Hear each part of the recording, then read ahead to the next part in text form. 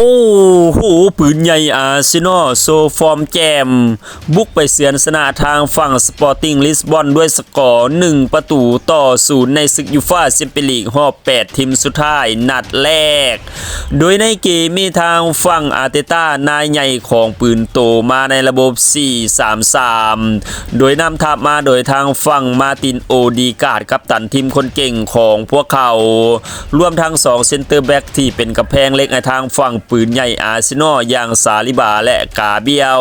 และผู้รักษาประตูชาวสเปนอย่างลายานั่นเองส่วนแผงในลูกทางฝั่งมาดูเอเกทอตซาและโยเคเลตส่วนคายฮาเวิร์ดในเกมนี้เป็นตัวสำรอง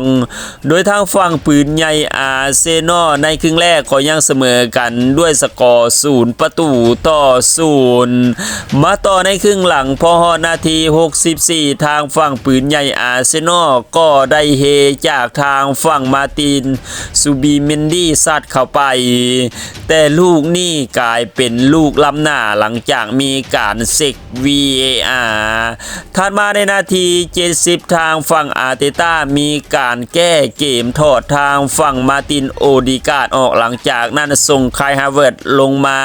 และท้ายเกมทางฝั่งปืนใหญ่อาร์เซนอลก็ได้เฮจากทางฝั่งกาเบียวมาตินเนลลี่แอซิดในทางฝั่งคายฮาเวิร์ดซัดเข้าไปทำให้ทางฝั่งปืนใหญ่อาร์เซนอลออกนำทางฝั่งสปอร์ติ้งลิสบอนด้วยสกอร์1-0ในนาที90+1โอ้โหสุดๆจริงๆทางฝั่งปืนใหญ่อาร์เซนอลเอาจนได้หลังจากนั้นทั้ง2ทีมก็ทำประตูเพิ่มมาได้ทำให้จบลงด้วยทางฝั่งปืนใหญ่อาร์เซนอลบุกเอาชนะทางฝั่งสปอร์ติ้งลิสบอนด้วยสกอร์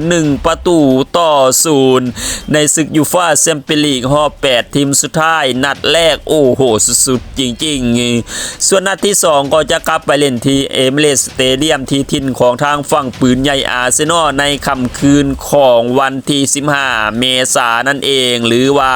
เป็นตอนเช้าของวันที่16เมษายนสถิติหลังเกมทางฝั่งเจ้าถิ่นครองบอลไปเพียง 44% ส่วนทางฝั่งทีมที่มาเยือนอย่างปืนใหญ่อาร์เซนอลในเกมนี้พวกเขาครองบอลไปถึง 56% ในเกมนี้ทางฝั่งเจ้าถิ่นอย่างสปอร์ติ้งลิสบอนสร้างโอกาสยิง11 ครั้งส่วนทางฝั่งปืนใหญ่อาร์เซนอลสร้างโอกาสยิง7 ครั้งส่วนทางฝั่งเจ้าถิ่นสัตว์เข่ากรอบ5 ครั้งส่วนทางฝั่งทีมที่มาเยือนอย่างปืนใหญ่อาร์เซนอลสัตว์เข่ากรอบ4 ครั้งเป็น1 ประตู